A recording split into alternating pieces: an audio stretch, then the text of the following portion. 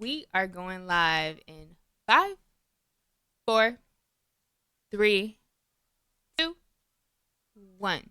I love Kiara Shanay, man. Kiara Shanay? Kiara Shanay is Come on. Ask Kiara Shanay. She gonna give you the tea.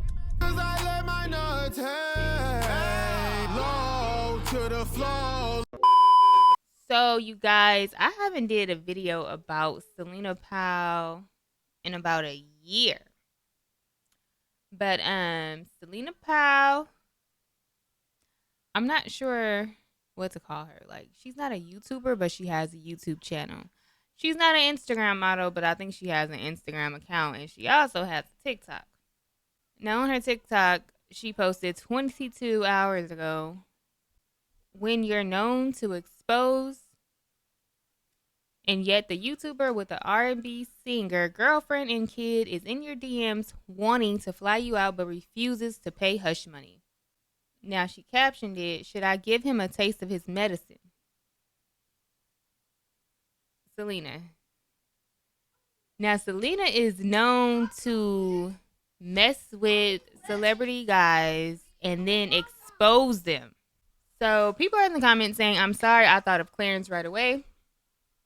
Queen deserves better. It's the medicine," and the caption for me, the caption told all what's going on, and somebody tagged Queen Naija. Dang, I thought Clarence was doing good too. Now, I seen that Queen is supposedly in Detroit with her mom and her sister. So the narrative that is being painted currently is that Queen is in Detroit, and then Clarence hits up Selena for a little sneaky link, but she want money. So she's trying. Is that called extortion? She wants money, and it say he refuses to pay if this is Clarence. Now this is all alleged. We don't know who it is. But I will keep y'all up to date because Selena is probably gonna expose who it is if the person don't pay. In my last video, we talked about all these tweets on Twitter about DDG cheating on Halle because he smacked Sukiana's buttocks. Now, your rage reacted to it, and let's see what he said. See, I couldn't be no actors, bro. I couldn't be no actors. Nah, no, she not. She over here, she was kissing the little prince on the mermaid. What you talking about? She chilling, she vibing. Let's listen to what else your rage had to say. I think that was pretty much it. Damn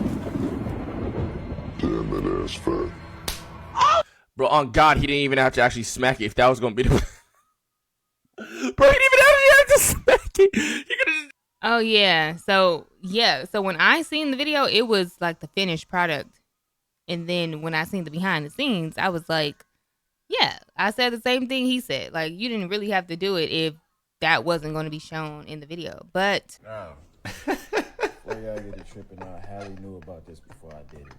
It's just a little booty slap. It's acting. It's not that serious. Let's grow up. Okay? Stop. No.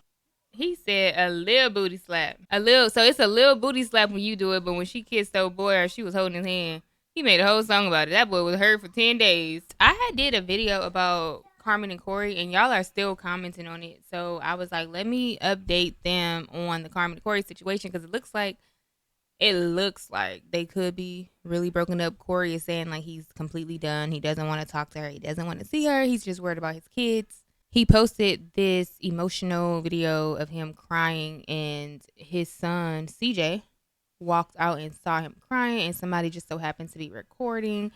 And he talks about how he felt like he was like in jail, living in a lie. It's the name of a song that he did. So now it makes sense why when he was on live, he said he's free. So he really felt like being in a relationship like he was in prison. And that's just the result of an unhealthy, like they had a toxic marriage, bro. All the cheating.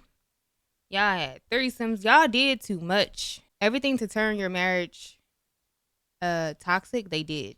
Like they should have been putting healthy things in the bucket. It's a healthy bucket, and then it's a toxic bucket. Whichever bucket you feel more is the one that's gonna win. And unfortunately, we have seen possibly a family destroyed.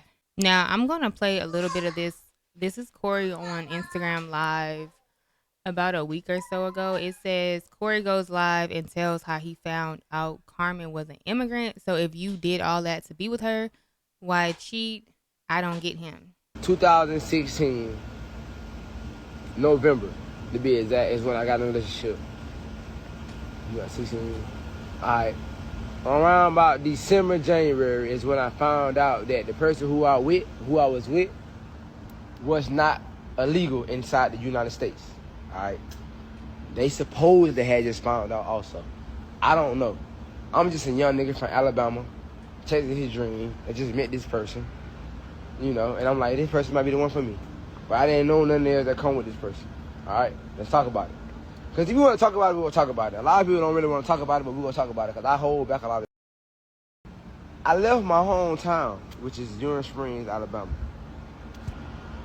And I went to Montgomery, Alabama, which is 45 minutes to an hour away from my hometown.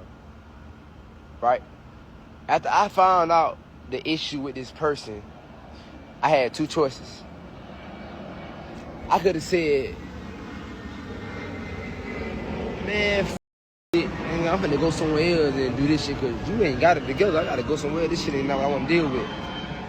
Or I could have said, I'm gonna stick it out, I'm gonna thug it out, I'm gonna do what I gotta do to help you out because I love you.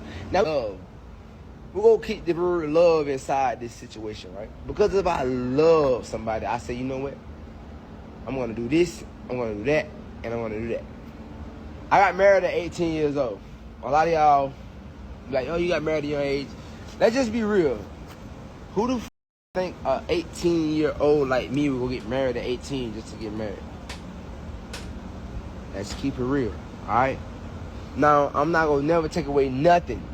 Yeah, of course I still had love in the situation. I still love the person in the situation.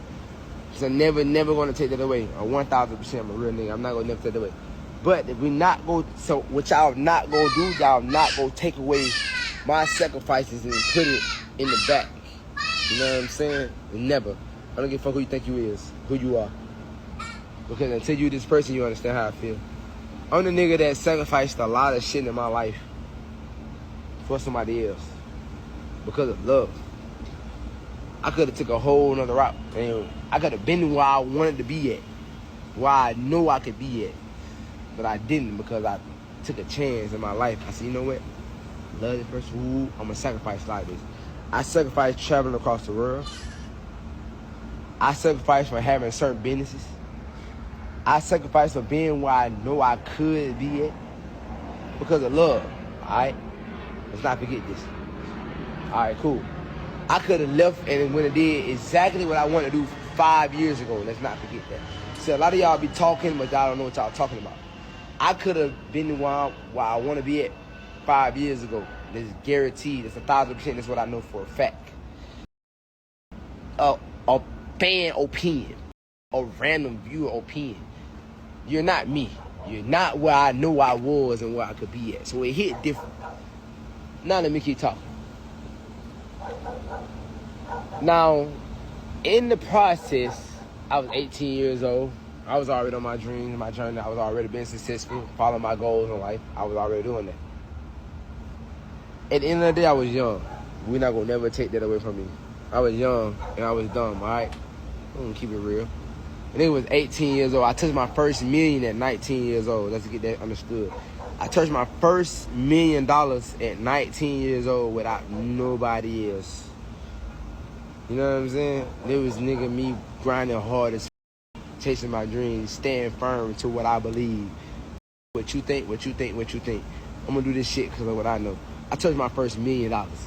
So when I talk, I don't even about what no other nigga talking about, no other talking about. Like, nigga, I come from nothing, from the dirt. And I touched $1 million at 19, all right? And I changed people's lives in the midst of doing that. Let's keep talking. Now, what a lot of you females don't understand, a lot of you might understand, it hit different when you put somebody in a position to be what they are. It hit different. I don't care what none of y'all talking about. Because a lot of y'all are ungrateful. A lot of y'all forget where you come from. Don't never forget where you come from. Because you know where you come from. You know where you were before, and you know where you were after. Nobody don't know where you come from. You know how you lived your lifestyle. You know what your mama went through. You know what you went through. You know what your daddy went through. You know what everything went through. Don't nobody know what you went through, but the people that know what you went through. So a lot of y'all tend to forget that. A lot of y'all tend to act like y'all all of this and all that, but y'all forget that. I ain't gonna never forget that because I never forget where I was. I never forget what I sacrificed. I never forget what I did. See, what y'all better realize, I was staying in a nice home. I chose to move to a whole other city to help somebody else out. I chose to live way below my means where I was already living for somebody else because of love. All right? Let's not forget that. I chose to choose this person to be that person that I know that, you know what, you might be the person of my dreams because all my exes didn't make it. I got exes on my phones right now telling me that, God damn, Corey, I wish I would have just listened to you because I never knew you were going to be this person that you are today. I already knew y'all didn't think I would be this person. That's why I kept going because at the end of the day, like a lot of y'all don't see my vision. You think you know it all, whatever, it's cool. All right, cool, keep going. I'm going to just follow my dreams. You follow your dreams. Keep it going.